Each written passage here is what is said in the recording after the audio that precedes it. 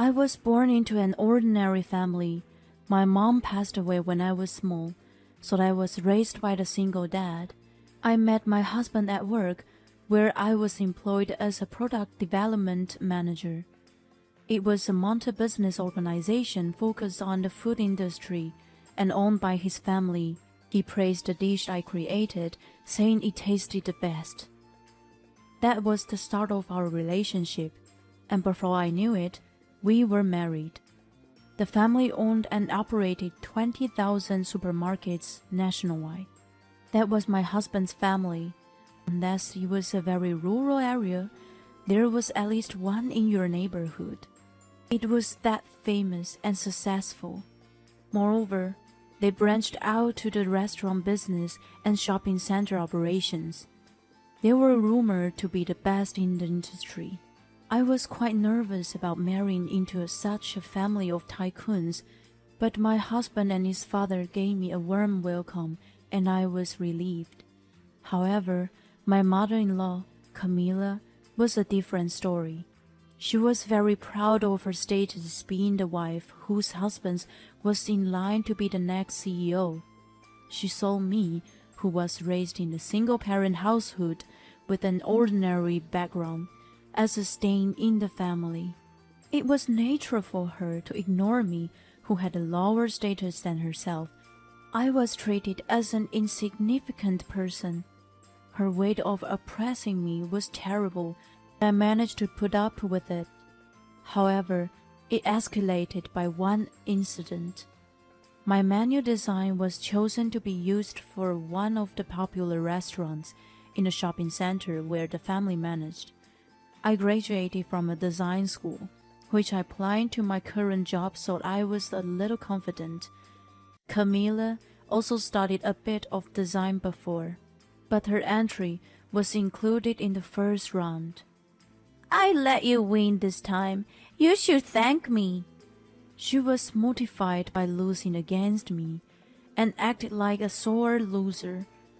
She started resenting me since then.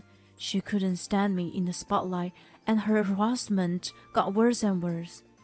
To begin with, she had only taken a short design course once. I think she was too arrogant to assume that she couldn't have won against me, who had studied hard and learned the skills in school. She started visiting my husband, Wayne, and me at home, just to say sarcasm and petulant insults. "Sally, you haven't cleaned off the dust before the shelves." Soon as she entered the house, she looked for anything against me to say. Always had the house ostensibly tidy and neat, so she looked for tiny details like behind the shelves. "The fridge eggs are burned. What kind of discipline have you received to be okay with such a mess?" Wayne, who actually burned the eggs, said, "It was me," with an offensive tone. He didn't mind helping me out with cooking, so we naturally shared our daily tasks. She picked on her son's little mistake, which came right back to her. She seemed a bit awkward, but, "Sally, you forced him to cook, didn't you? What a wife! I always took perfect care of my husband and never slacked on cooking and chores." She changed the subject and criticized me.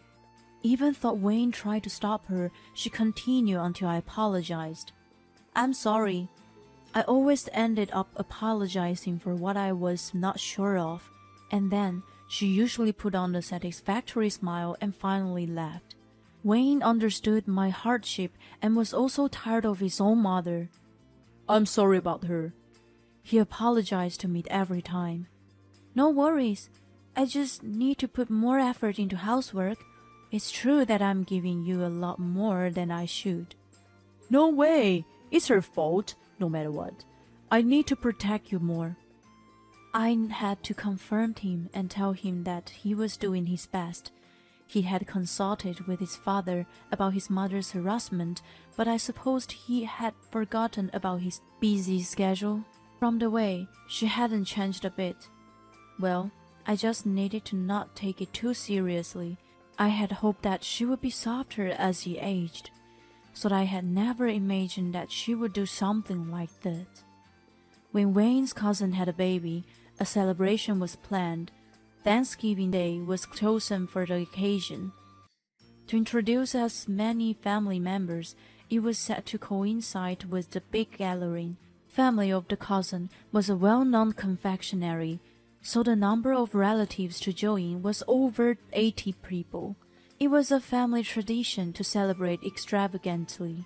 Hence, distant relatives were also invited. The day after Wayne told me about the celebration, Camilla called me.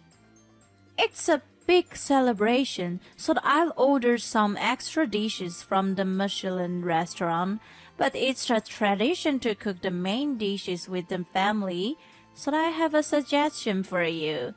You used to brag about how good a cook you are."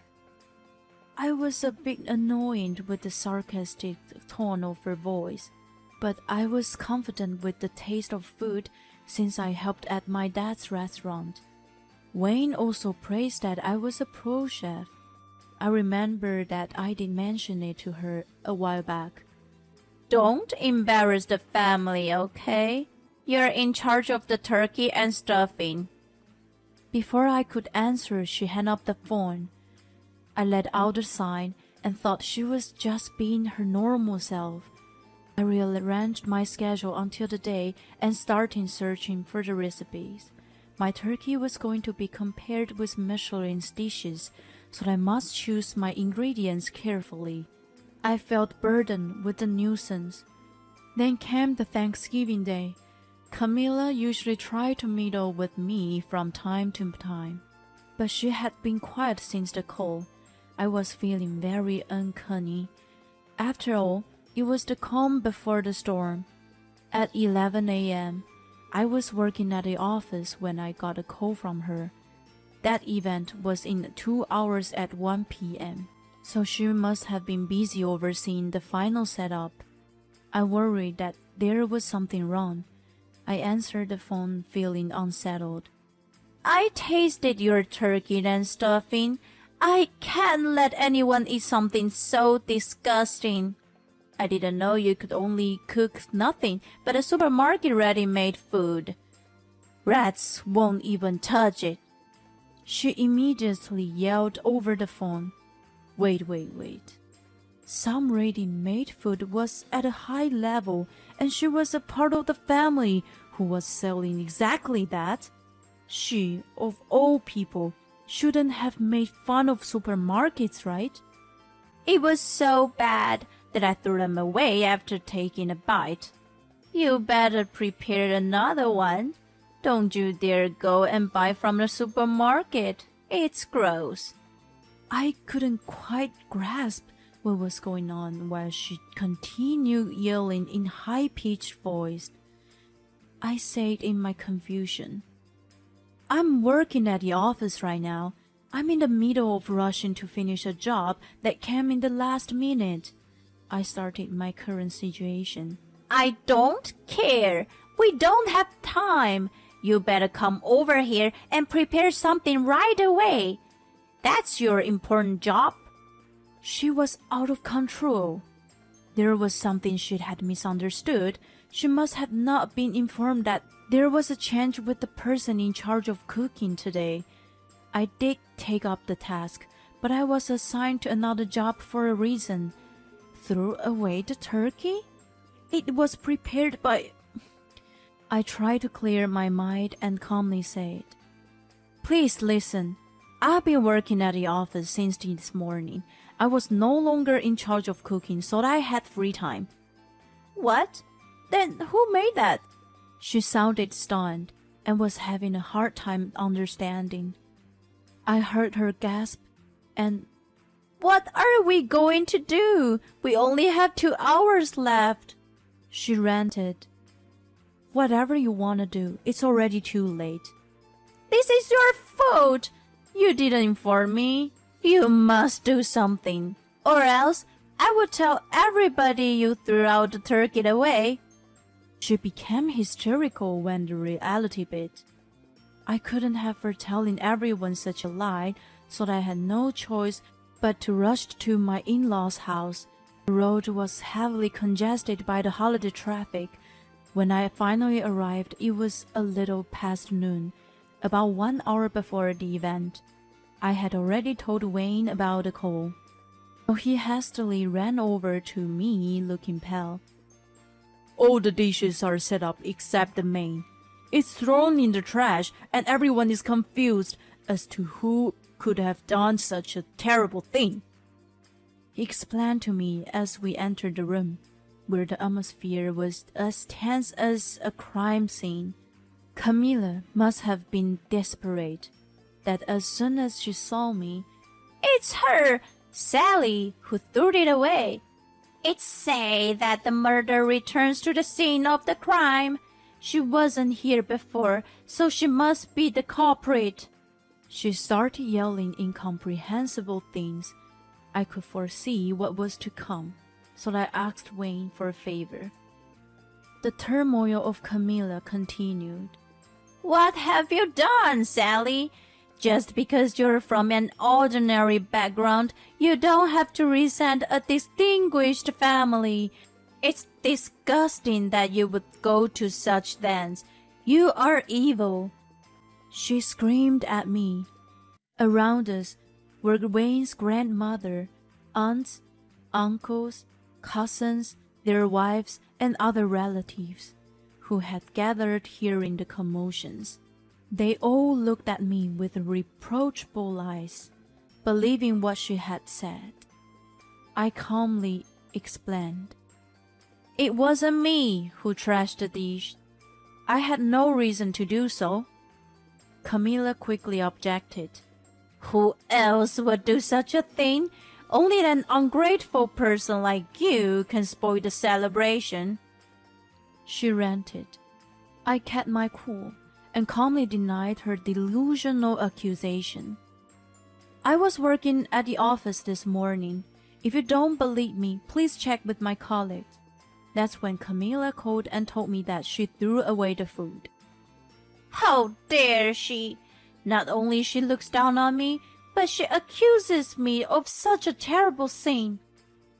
She appealed to everyone around us while she pretended to cry.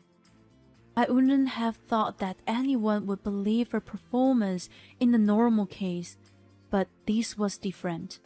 Camilla, who had been a member of the family for the past 20 years, had more trust compared to me. The blame was still on me. Undeterred, I retorted, "That's ask my colleagues to prove that I was at the office all morning. Then I will be cleared from the false accusation." It would prove Camilla's lie. When I decided to fight back, the savior I had been waiting for appeared. "I asked Sally to take some of my jobs. It was an urgent request, but she took it up willingly." It was Jim, my father-in-law. Behind him stood Wayne with a relieved look on his face. Right. I had asked him for a favor to get a hold of his dad earlier. Jim was going to miss the celebration because his business schedule was packed. When he heard that I was in trouble with his wife and relatives, he rushed back home. I was confident to clear my name without him. But the influence of the next head of the family was more powerful. Yea, let the counterattack begin. His explanation turned all the suspicion to Camilla. "Sally, is it true what she said to you over the phone?" he asked. "It is." Camilla tasted the food and thought it was disgusting, so she threw it away. She said I could only cook nothing but a supermarket ready-made food. Rats won't even touch it. Isn't that right, Camilla? Relatives clamored. Camilla's face was getting whiter. Really? We don't treat our products as food for rats? Jim's words caused a storm among the people. Suddenly, a sob ran out. It was one of the cousins, Emily, who was holding a baby. I practiced cooking very hard for today, but how terrible it turns out this way. My husband praised it and said it was delicious." She lost her face because of Camilla's confusion. Her desperate plea echoed in everyone's mind. It was Emily who had taken up my task this time. She was the star of the celebration, but since everyone was coming to meet her baby, she wanted to return her favor. She told me that she wanted everyone to enjoy her food. I readily agreed and taught her how to cook. After Jim, who was usually strict about the taste, gave thumbs up, we welcomed this day. She told me to keep it secret as she wanted to surprise everyone, but I didn't expect her to keep it from Camilla, who was in charge of the celebration. Never mind. Emily's food was bad? That was why you threw it away? Right? Camilla was agitated by Jim's rage. No, I didn't know it was Emily's. Shut up, whoever made it. It's unacceptable to just throw away food. Besides, Emily is one of the chefs who works at my restaurant. You're saying that my taste is wrong for letting her work there? No way! I never meant that way. It was too late to deny it now. You did it yourself. Emily worked at a Japanese restaurant in a shopping center, where Jim managed. Even though it was a traditional American cuisine she had to cook this time, her skill was top-notch. Although I was the one teaching her at first, she easily surpassed my skill in the perfect roast. She had to teach me French cuisine at the end. Moreover, her French cooking had been endorsed by Jim. Camilla had no talent in cooking to have criticized Emily's food. She actually had weird taste buds. She once told me, "Not enough sugar in these mashed potatoes. You should add lots of sugar to the meat sauce." She once gave me misguided advice from a superior point of view. Yes, Camilla had a palate that made all her dishes very sweet. Jim, while reflecting on his own ignorance in spoiling his wife. "I guess everything tasted bad except for sweet food," he sighed. Camilla begged for Jim's forgiveness, but it was not him she should have apologized to. It was Emily.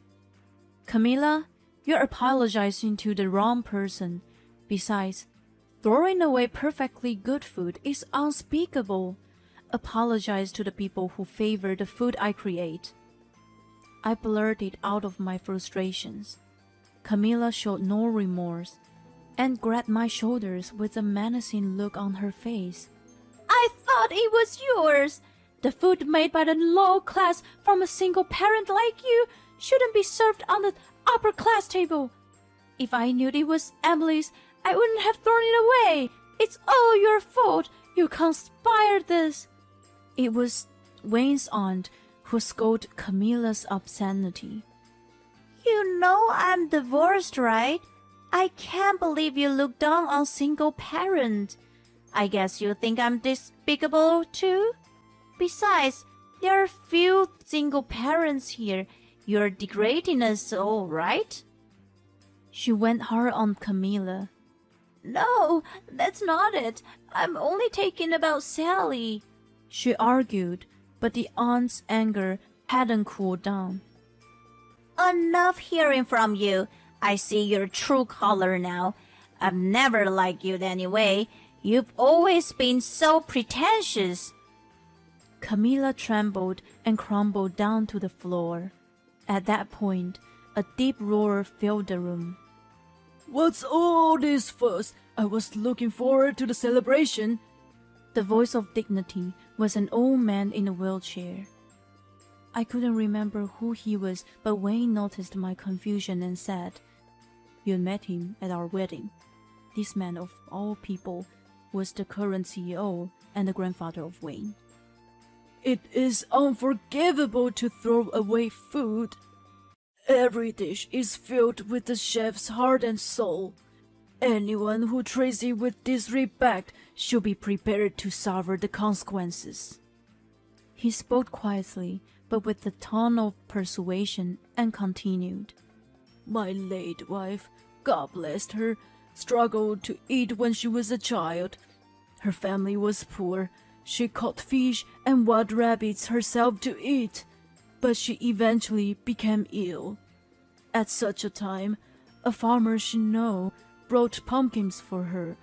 The sweetness of the pumpkin reminded her of the late grandmother, whom she lost earlier that year.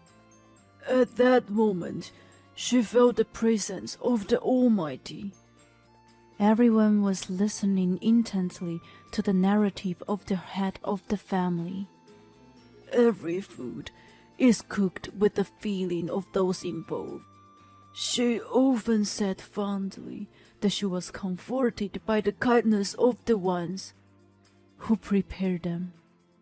He stopped there and looked at each person in the room, and then continued to say, It's unthinkable for the family who has been trading virus foods to mistreat them. Surely, none of this is so disgraceful. Of course not, Jim replied, and everyone else nodded in agreement. Camilla was the only one who was frozen in the time. After this incident, Jim realized that she wasn't good for him and the family, and decided to divorce her. There was no one who upset his decision. Camilla, who was proud of her status, understood the absolute authority of the head of the family and didn't fight against divorce. Not only she ruined the celebration, but her misconduct with the food was heavily blamed. She could do nothing but weep and apologize. She received a small amount of alimony and was kicked out of the house. Afterward, she moved into a public nursing home. She was famous for being pretentious, so the rumor of her being kicked out of the family spread quickly, and no one in the home wanted to be friends with her. For someone who had her share of extravagance of all those years, it must have been such a humiliation. She brought what goes around comes around onto herself. It was way too late for her to regret what if. I feel no sympathy toward her, following my grandfather-in-law's teaching. With gratitude for food and love for my husband, I prepared a meal for Wayne today.